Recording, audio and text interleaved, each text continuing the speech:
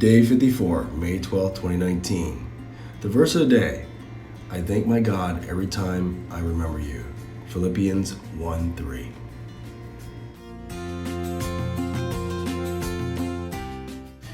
Today was a day of a lot of reflection. I had an opportunity to reflect on a few different things in my life. I have 3 children, that of which I will never be able to see either one of their graduations. I have a daughter who will end up getting married, and she'll be walking down the aisle, taking the hand of another, and I'll never be able to have the opportunity to walk her down the aisle. Now, I saw all these things as negatives about myself and things that are against me, but I have to realize those events are not mine, but they're my children's to live. And so God blessed me with something else, an opportunity to attend a graduation, to actually attend a wedding, and I have a home.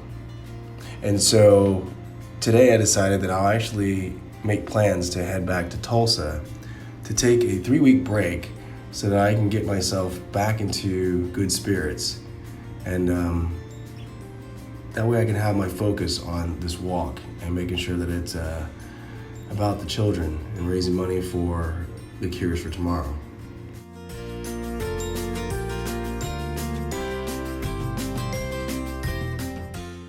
I realized the sadness in my heart when my partner ended up taking off, because it's all actually really good when you have somebody that's in your corner, supporting you. They may not be with you the entire time, but just knowing they're in your corner makes things easier.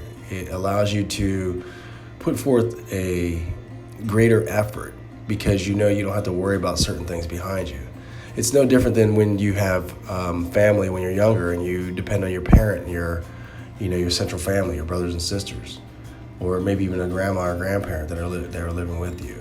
So having a strong partnership at home definitely helps with your ability to evolve and mature into your purpose. If you focus on what you need, you'll always get what you want.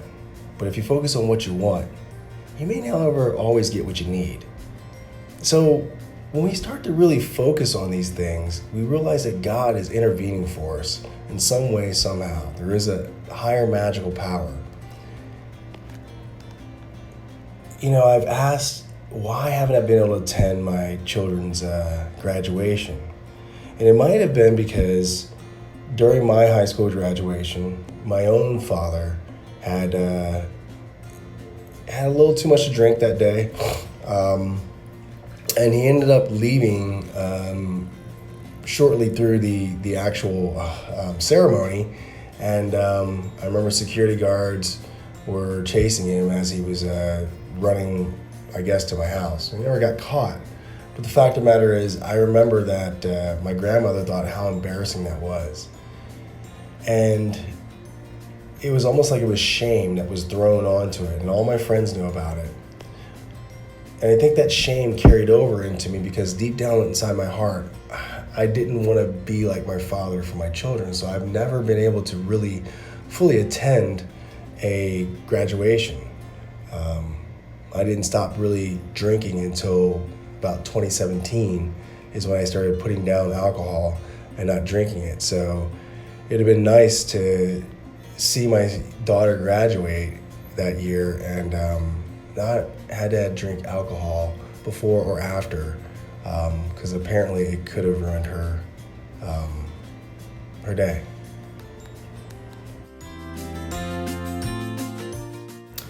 Going to attend some other person's wedding isn't just anything ordinary for me. It actually triggers deep-seated emotions of a future that I will not have. I won't have the opportunity to walk my daughter down the aisle. Either time will take me, or hate will not allow for the love in our hearts to regain our relationship and allow her father to walk her down the aisle if my health holds up. It's one of those things where you start to realize, you look at the reflections of a dad and daughter dance that won't happen. A daughter that's crying to her father, looking for strength so that she knows that the man she's with can also be redeemed like her father was. It's a little hard for anybody as a parent to let go of their children, and sooner than you really wanted. But when you put your hands and you put your prayers in God, and you ask God to take the reins and lead them where you're going to, then the world seems like it'd be a better place, because I know that I never helped her stand up and walk. She stood up and walked the day that she decided she wanted to walk. I never told her or taught her how to talk. She figured it out. So with that, I know she'll figure out how to contact me later on. I love you, Bella. I spoke to my mother yesterday, and the beauty about mothers is that they have an innate ability to feel empathy for everyone. Now, she knows my partner was trying to help me move into a one-bedroom place in Oklahoma, in Tulsa, Oklahoma area.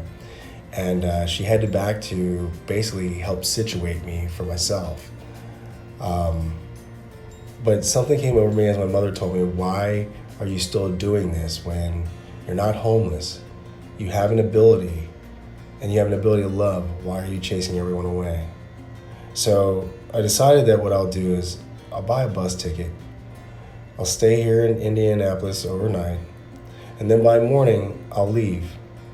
And I'll go back and I'll help my partner do the move and everything else. And by the time we come back, we'll start all over here in Indianapolis and pick up the walk.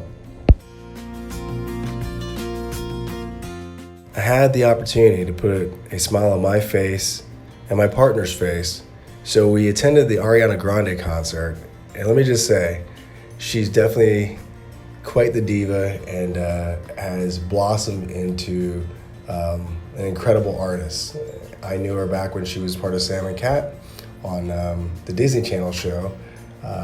And my daughter and a lot of the soccer girls were fans of her. So today she sends an even more powerful message about just the liberation, and your voice has such power. So exercise your voice and enjoy this clip.